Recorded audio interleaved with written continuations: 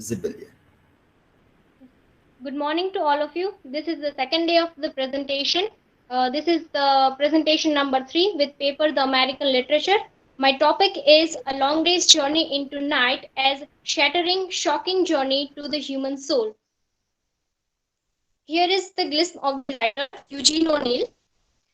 We had already known in previous presentation that Aristotelian tragedy and his beliefs on hamartia and catharsis are a long to way, and we all have to have the understanding of tragedy when we read a tragedy or compare a modern tragedy or the tragedy's belief of Aristotelian.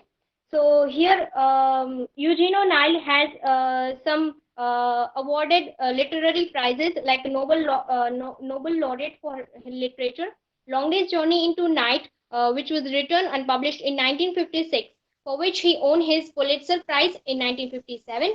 He also gained World Classic title and Classic Amazing Age of the Coming Age of American Drama. Here are some features of the play. The features of the play deals with tragedy, and here the tragedy deals with the similar adaptation of Aristotle's view. Here, I want to signify the first title of the play by trying to say that in the first scene, the author wanted to say that trying to discover the root of human desires and frustration. As we all know that Long Day's Journey into Night is an exceptional art of Eugene O'Neill, and he tried to root out the desires and frustrations which are concluded in human being and its nature. The second thing I want to tell is a meaning and purpose of life, but ending with disappointment. We all have some kind of expectations with our work, with our life, with people to whom we love, and also when our expectations are not fulfilled, we get disappointment from them. And it is very easy to say that don't expect from anybody or do your own work, or having not expectation does not get an heart attack, but it is just a word or just a line to say it is very difficult or it is not that much easy to follow upon these things. The another thing is pessimistic view of life is a thing that urges us to get upon disappointment. And O'Neill also has described his characters as leaving the characters without illusions and hope. There is no hope, there is no illusions in the play. So we can say that this play also features a thing which is concluded and contemporary to our time. Here are some important characters of the play, which is James Tyrant, Mary Cavan Tyrant, Jamie, Edmund, and Kathleen. By starting from the James Tyrant, he is the father and supporter of the family who is anxious to become rich. So here we can say that there is some desire of what? Desire of becoming rich. Another another person is Mary Cavan Tyrant, a wife and mother of family who is addicted to morphine. Here we can see that she is addicted to morphine. Means here we can see that there is addiction. The other one is Jamie, the older son, who is irresponsible. Here we can get the adjective of irresponsibility.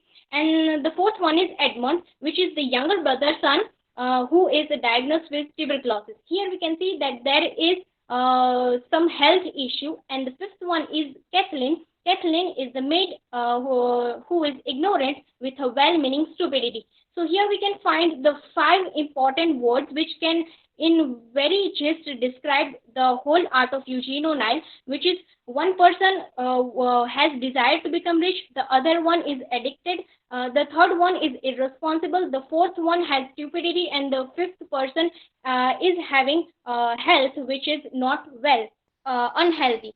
So all these things are going to in a negative way. We can see also that there is nothing any positive thing here, or all the things are going on a negative side.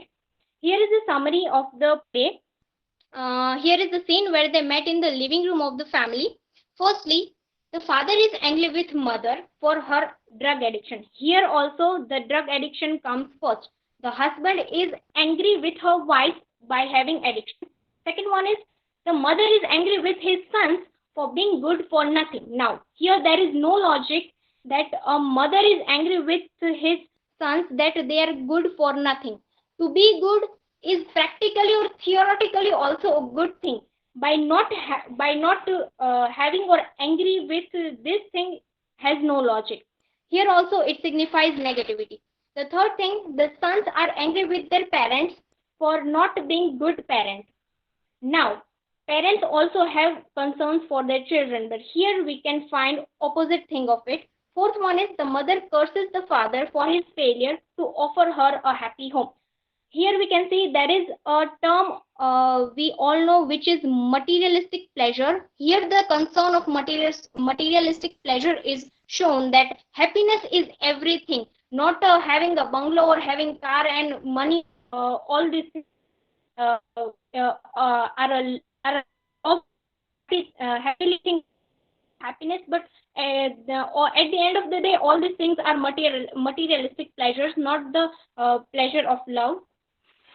Here is the summary of where there is the conclusion part of the play, that father and son tortures and curses each other, thinking to escape the cruel reality.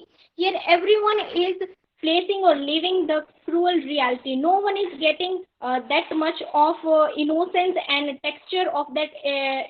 If one person is having something wrong, then I will help him or we will sort out all those things. No, this is everyone is busy with their own problems. Everyone is not having other people to work upon, but all the characters of the play is working with negativity. Therefore suffers frustration and wish to escape from the harsh reality. Now it is a universal truth, can no one can run off the reality. We all have to accept the reality, but in this play everything is folded upon the tables. And the last line which I had highlighted is the main thing, that love gives way to hate, day to night, and hope to despair. Now we can consider here that love is a positive like of thing and hate is a negative thing. Then day is a day is a negative. Correct? In night not thing, but hate alliteration, because there is a and one thing is negative. The same happens with hope and despair. The another thing is the brief analysis of the play, where we can say that long day into night is undoubtedly a tragedy. The second is the play is largely autobiographical elements of the author itself, and the play also creates a world in which communication has broken down. No one communicates with each other, having all those problems, each one having their own desires, own frustrations, own addictions, and own irresponsibility. No one is helping each other, and the play is all more about tragic because it leaves little hope for the future. Now everybody is not having that much of good things in their life, but each and every character of the play wants some good thing but not doing at all.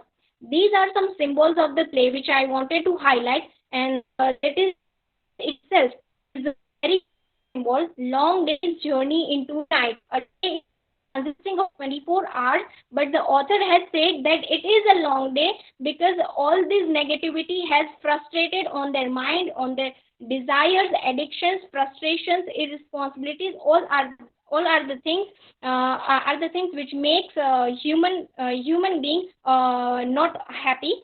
The second thing is fog and fogum, the car, day night, and the wedding dress of Booth praises. All these are symbols connected to the play. Where I had took some points over my presentation, and thank you. Hope you will like it.